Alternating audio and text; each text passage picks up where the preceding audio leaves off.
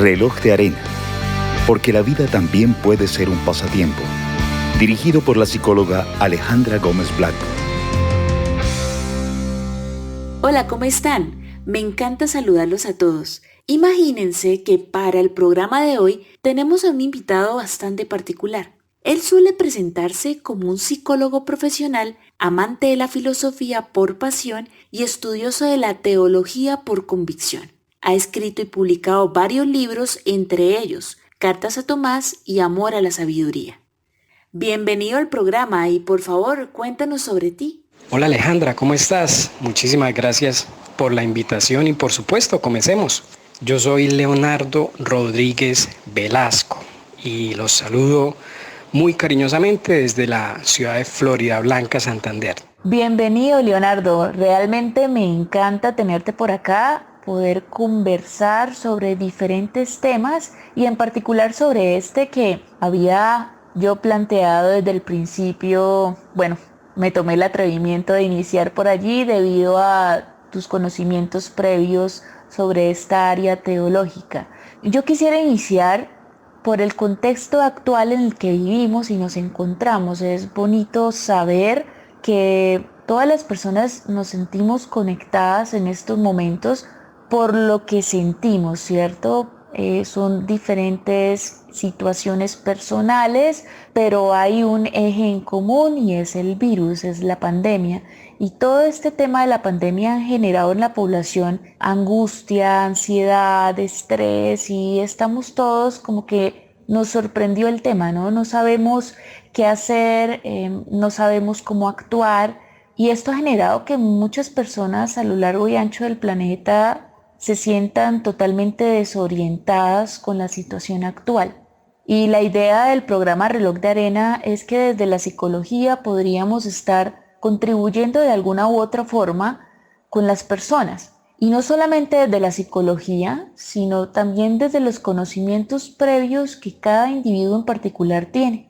Entonces, dependiendo de la profesión, del arte u oficio o vocaciones que todas las personas en algún momento hemos tenido, hemos desempeñado, podemos dar nuestro granito de arena para mitigar un poco todos estos sentimientos encontrados en las personas, ¿cierto?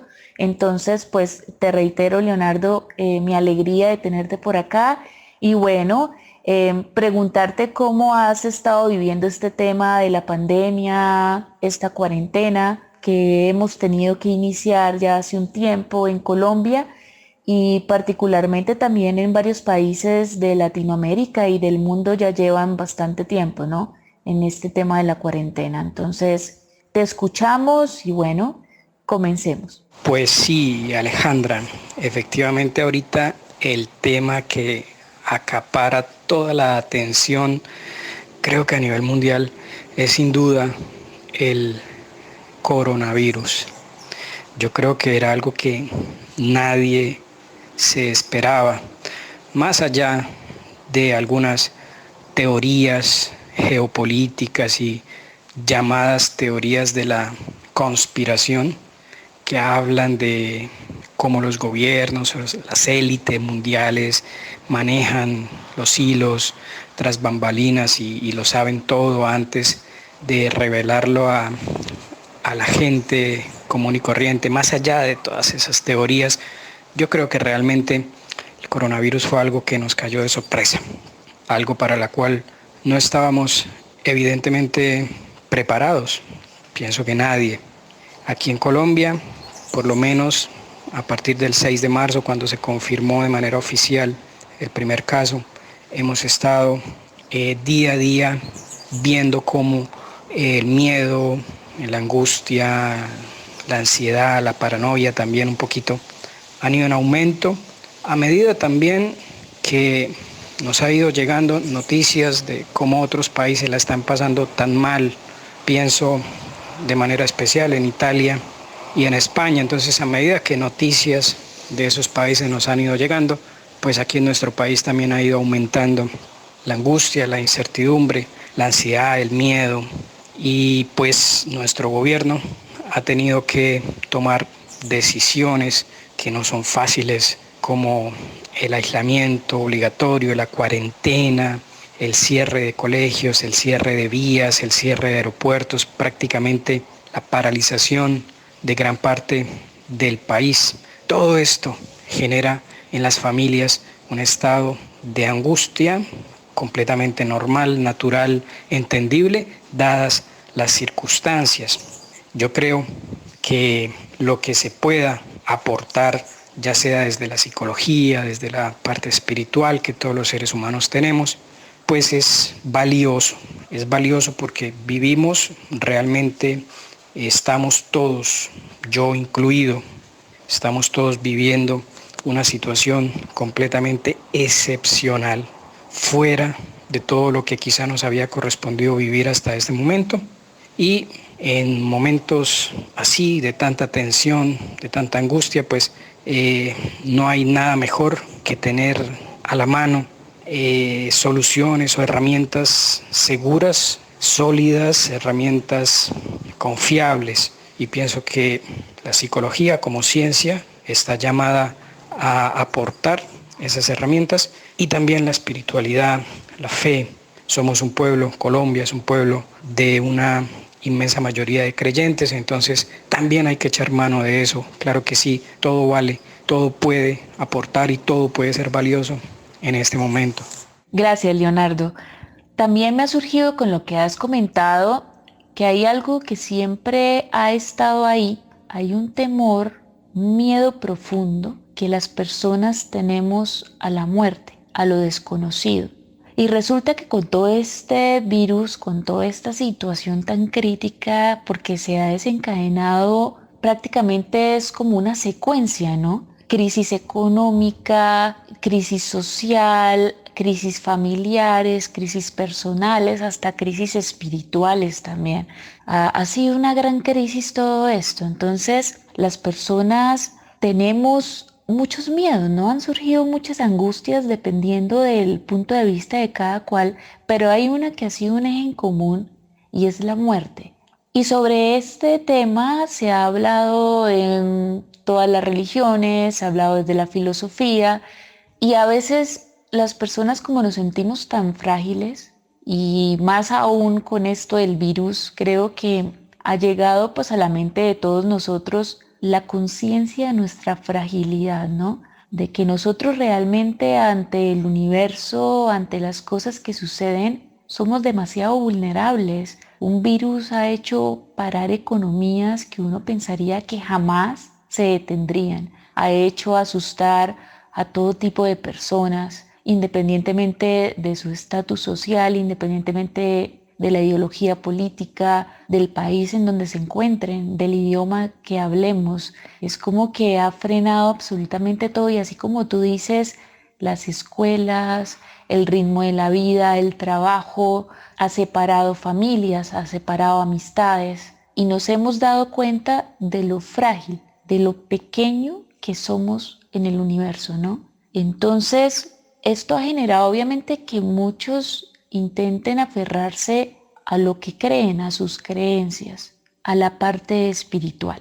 Y en ese punto vuelvo a traer otra vez el tema de la muerte, que yo creo que siempre ha sido una discusión eterna, y es lo que ahorita a la gente le preocupa. Las personas van y vacían los centros comerciales, los supermercados, las tiendas, porque piensan en la supervivencia, ¿no? Porque en el fondo le temen al fallecimiento de sí mismos y al fallecimiento de sus seres queridos. Entonces, te doy la palabra. Yo quisiera pues dejarte esta inquietud.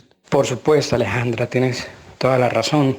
Y es que mira, si hay algo que la enfermedad y la muerte ponen en evidencia, es precisamente la fragilidad humana. Algún filósofo, no recuerdo cuál, dijo que precisamente la experiencia de morir o la conciencia de morir era uno de los rasgos característicos de los seres humanos. Los seres humanos sabemos que nos vamos a morir. Parece ser que en otras especies no existe esa misma conciencia, o por lo menos no existe a ese nivel de claridad que hay en los seres humanos. Los seres humanos sabemos que nos vamos a morir. Pero fíjate, Alejandra, que ese saber que nos vamos a morir es un poco teórico, y lo solemos ver a la distancia. Incluso nos olvidamos de que nos vamos a morir y pasamos la vida como si fuéramos a vivir eternamente y hacemos planes a largo plazo y ideamos un montón de cosas para nuestro futuro, como si tuviéramos el tiempo garantizado, cuando la verdad es que en cualquier momento podemos dejar de existir. La experiencia de la muerte, la conciencia de la posibilidad de morir es un rasgo característico de los seres humanos, y este coronavirus precisamente nos está permitiendo ver cómo hay en la actualidad una hipertrofia, no sé si esa sea la palabra más exacta, pero una hipertrofia del miedo a morir, del miedo a dejar de existir. En sí es un miedo natural. Todo ser desea de suyo permanecer en el ser. Eso ya lo dijo Aristóteles hace más de 2000 años. Todo ser de suyo anhela, busca permanecer en el ser. Entonces, el temor a morir, el temor a dejar de existir, pues es un temor que tiene una base natural, casi que instintiva. Pero lo que estamos viendo por estos días, a raíz de este coronavirus, es una hipertrofia de ese temor a morir. Quiero decir que hay una diferencia entre el modo en el que un creyente asume la perspectiva de la muerte y la forma en la que lo asume un no creyente. Para el creyente, la muerte no es el fin. Para el creyente, la muerte no es el final. Por el contrario, para el creyente, la muerte es simplemente el paso a otro modo de existencia infinitamente más perfecto y más feliz, porque se trata de literalmente vivir junto a Dios, vivir con Él, viéndolo, vivir en su compañía, y no por un cierto periodo de tiempo, sino eternamente. Y siendo Dios la suma bondad, la suma belleza, la suma sabiduría, pues la perspectiva para el creyente no puede ser mejor. En cambio, para el no creyente, la perspectiva de la muerte es muy diferente, porque significa la perspectiva del acabamiento, del silencio, del dejar de existir radical. Para el no creyente, después de la muerte, queda el sepulcro, la carne en descomposición y el dolor en las familias. Esa es la perspectiva para el no creyente y para el creyente. Y lo que este coronavirus nos está permitiendo ver es que de manera generalizada, tanto en creyentes como en no creyentes, se ha hipertrofiado ese miedo a la muerte. Un poquito, para decirlo en palabras sencillas, un poquito como si los creyentes hubieran perdido de vista lo que viene después de la muerte. Lo que viene después, esa perspectiva halagüeña, bonita, esperanzadora. Es como si eso se hubiera perdido de vista incluso para el creyente. Y entonces las noticias nos han permitido ver cómo el pánico y la ansiedad y la angustia y la paranoia se ha apoderado de todos y los ha llevado a comportamientos que lo único que permiten ver es que esa persona que se angustia de manera tan fuerte por no morir, en palabras claras y honestas, significan que ese creyente, quizá sin darse cuenta, ya no cree en la eternidad. Porque fíjate, Alejandra, que si revisamos el modo de proceder de los santos históricamente, estos santos eran personas que anhelaban la muerte, empezando por San Pablo. Tú revisas y San Pablo decía: para mí la vida es Cristo y morir es ganancia. Ahí está resumida la perspectiva del creyente frente a la muerte y el modo en que un creyente debería asumir una pandemia o una tragedia o un cataclismo.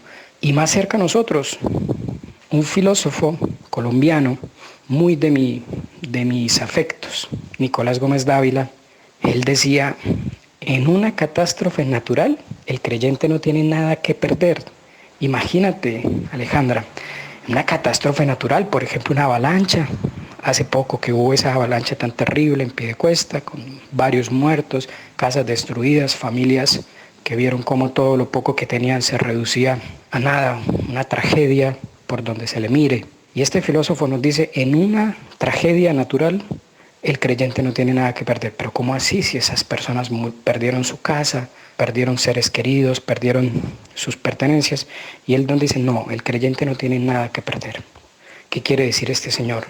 Pues lo mismo que decía San Pablo. Se supone que el creyente está en esta vida de paso. Vamos de paso. De hecho, la oración de la salve, esa venerable oración a la Santísima Virgen María, dice que nosotros estamos en un valle de lágrimas. Valle de lágrimas le llama la oración a la experiencia terrena de la vida de las personas. Para el no creyente la cosa se complica mucho, Alejandra. Se complica mucho porque la experiencia de la enfermedad y de la muerte es la experiencia del límite, del acabamiento total y radical. Este coronavirus nos está entonces permitiendo ver cómo esa nostalgia, esa angustia radical que uno creería que tiene su razón de ser en el no creyente, se ha colado, ha permeado también la conciencia del que se dice creyente, y vemos entonces a muchos creyentes aferrados al vivir, aferrados a la salud, a buscar por todos los medios la salud, a buscar por todos los medios no morir, a buscar por todos los medios evitar ese encuentro final con la muerte. En siglos anteriores, existiendo como de manera natural el miedo a la muerte, sin embargo, no existía ese apego excesivo al vivir, al sobrevivir.